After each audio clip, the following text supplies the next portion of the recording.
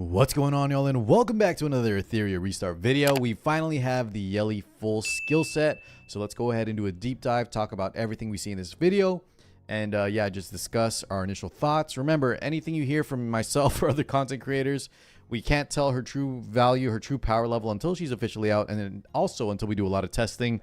If anything, from experience, guys, a lot of early takes are definitely wrong. And you really can't see the true potential of a character until you give it some time, some testing. You know, we need a lot more lattice, gear. So just, you know, we'll give our first impressions. Just always understand that no matter what, whatever you hear early, things could always change. So thanks so much for tuning in. Let's jump straight into it. I'm going to play this muted, guys, just in case of any, you know, like copyright sounds. But we do know she looks good. She sounds good. And I'm definitely going to be pulling on the banner. The fact that she is a damage dealer that is a constant Apex light unit. Think of how good Messiah is everywhere. If she's anywhere as good as Messiah, plus maybe having some utility because we kind of know what her kit is about, then I think she could be insanely powerful. But we'll go and just look at some initial stuff here. The stats look kind of low overall. The 73 crit, I'm assuming, right, is because we're going to have... We saw in the early patch note preview that she has crit rate up. She has like 44 accuracy. And then... seems like some wasted stats here. All right, let's keep going. For a dev test video, that stat line looks a little sus. We have a Battle Will Momentum Fury Edge and then a random Swift. We didn't even max out the Battle Will here. That's kind of... okay, I feel like for Etheria restart, I don't know if they're trying to be more relatable, but I would have preferred them to do their showcase videos with maybe some better gear. To at least, you know, show the devs should show what kind of gear they had in mind. I think now that we're entering Inferno, a lot of you guys will be getting Fury Edge, so I don't mind them just showing like a, you know, a 12.86 instead of some wasted stats. But anyways, yeah, it seems like they're going for Battle Will for additional procs, and then Momentum is just a nice, you know, in general, guys, just so y'all know this, if we're not talking about Revelation, right, the Revelation shell, typically crit damage, and not typically, crit damage will be scaling better than attack. You do want to have like a combination of both, just like in most games. But if you have a chance, or if you have the option, always choose crit damage over attack for most damage dealers. The exception is units like Shiata that are using Revelation. I think things like Onslaught and Battle Will to get your max Revelation damage is actually better. But, you know, this video is about YELI, not about Shiata. So let's go and keep continuing on. Let's check out what else they have in store for us. They're showing us max prowess. Skill preview. All right. Let's take this step by step. So arrows spark, guys. 240% multiplier. And we have a chance to steal buffs. So this is at max. 30% chance to steal buffs at max at 44% accuracy, guys. Depending if we're doing like Inferno content. If you want to know, guys, we don't know the effect resistance of bosses, but I recommend 200 in most areas. And that actually seems correct. If you look at the Doki Doki threshold, you can actually see the enemy mobs effect resist, and one of them I believe is like 160, something around there. And so what does that mean, guys? If you don't know how effect accuracy versus effect resist works, it's quite a doozy to explain, but the long and short of it is you need to have like 100 accuracy over your enemy's effect resist to start increasing the chance of landing debuffs or landing this buff steal. If the enemy has more, then they're going to reduce this chance, I believe, up to half. So this will be very, very low chance unless we build her with a ton of effect accuracy. And I don't think we're going to want to. I think we're going to want to instead build a lot of damage. However, you know, I could see maybe they did preview her with the shell Golden Lion. So maybe some Golden Lion. Maybe on the shell we grab that accuracy on the third passive slot. There are some ways to get some additional effect accuracy. And maybe through substats we can increase this a bit if we want to use her as more of a, you know, pseudo buff stealer, or even just, you know, buff steal is nice because it's also just a strip. It's better than a dispel because you take it for yourself. But let's keep watching on here. That damage looks pretty good. The multiplier seems nice. And then, of course, you know, they're showing us that we can steal the buff. Okay, now we have the skill 2 Fluttering Flora. And it seems like we have a... Let's see. We do know she has that kind of pursuit or assist attack. And a lot of people were thinking of units like Rosa. But after reading this, guys, it's nothing like Rosa.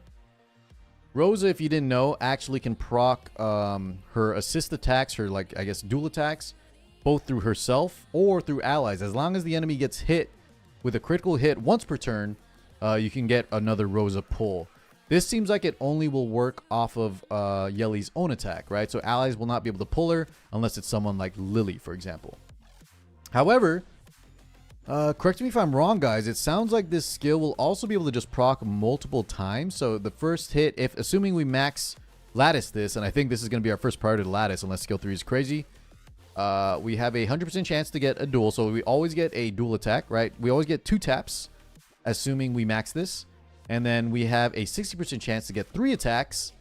And then you have a 1 in 3, you know, a little under 1 in 3 chance to get 4 hits.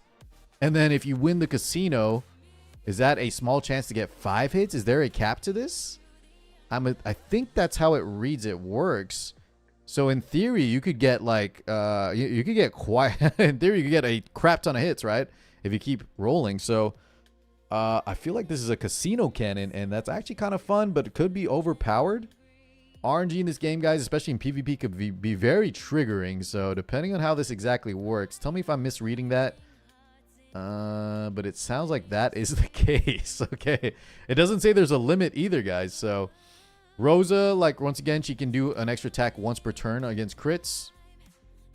This seems like it's kind of unlimited. I believe that's Rosa, by the way. I took a quick glance. I actually don't own Rosa yet. But since so many people were comparing her, I took a quick look. I believe that is the case. So, oh, by the way, guys, I was talking about the Golden Lion, right? So Golden Lion shell is on here, even though they had White Fang in the preview.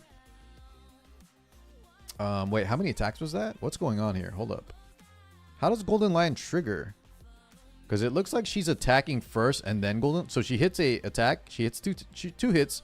Golden Lion procs. And then she did a total of 4 attacks. Okay, that's kind of interesting. Here's the skill 3, guys. Nightfire. Crit up. We knew she got the crit up. So that's why they built her with around 30% crit. Remember, against dark units, guys, you do have 15 crit free, but for typically you want to just build her around, you know, a generic 70%, I would say. Crit buff gets 30%. Then deals 3 hits of 120% damage to all enemies. So she does have some multi-hit effects. Maybe something like Revelation could actually be the play, guys. And then maybe instead of like Fury, Keen Eye, Momentum, maybe we could just do like a Battle Whale Onslaught build on her too. Depending on how the interaction with like multi-hits work with the S1, the S2 passive hitting multiple times. I believe like those will all get the Revelation hit damage, right? Let me know, guys, if you know a little bit better with how Revelation interacts with multi-hits, especially with the individual hits on like the S2, S1. If that could work, I think Revelation could be a strong option too, not just White Fang. But then we also have a defense break, and once again, guys, that is a 35% chance. So I think we do want to build her with some effect accuracy. So we need to get that either through shells. We need to get that either through a little bit on the substats. I think you still want to build her main damage, but getting some effect accuracy on her does seem good. Because unfortunately, there are other units like Gray, like Holden, that when they crit, they have, you know, additional chance to land their debuffs. It doesn't seem like she has any of that. So once again, when you have a low base chance and if you have low effect accuracy, your chance of landing debuffs can actually decrease. It's not even just 35%. That can actually go down, guys, depending on the enemy's effect resist. I think for things like PvP, having a little effect accuracy would go a long way, especially for against the units that don't have any effect resist at all. But just keep that in mind. And then, yeah, we'll talk about the prowess upgrades too. I just want to see the rest of this video first. So they're showing the crit rate up. She does cleanse first, right? She does cleanse everything, guys. That is at max, though. It sounds like she's not going to cleanse everything at base level. She'll probably only cleanse like 1 or 2. And then at max, it's cleanse everything. And then she gives the crit rate up. And then she does some big damage. Pretty good damage. They're showing Rengo Kutsu here, too, a lot. I feel like she's going to be very strong in Rengo. If you don't know how Rengo works, if you haven't done Inferno yet, he constantly changes elements. So having a unit that is kind of like element agnostic, like these Apex characters, is obviously very, very good. Okay, guys, overall, I would just say initial glance, the multiplier damage seems pretty good. I think light units, if she's anything like Messiah, guys, she might even be better than Messiah. We'll see. Messiah has some unique properties to his kit. Might hit harder in single target, but I don't even know if that's true because if we just high roll, you know, the casino cannon, we can hit like up to 4 times. If you build her like a, you know, if you give her a crap ton of damage, that could be quite insane. You just need a little RNG. But yeah, I would say max the S2 and then S3. S1 seems like not very good value. I believe that gave, let's see here, guys, if I can find it. Just initial chance to buff steal with a little more damage. I mean, you do probably want to pick up some S1 as that will boost the S2, especially when we multi-fire. That's like, you know, exponential damage. But in general, I think we want to max the S2 for the, you know, the for me at least, that sounds fun to just try to proc a lot of arrows. That seems very, very fun. And I'm curious as well, guys, if we, you know, Battle Will procs or like Lily dual attacks, will that also have a chance to keep continuing on? Like bang, bang, bang, bang, bang.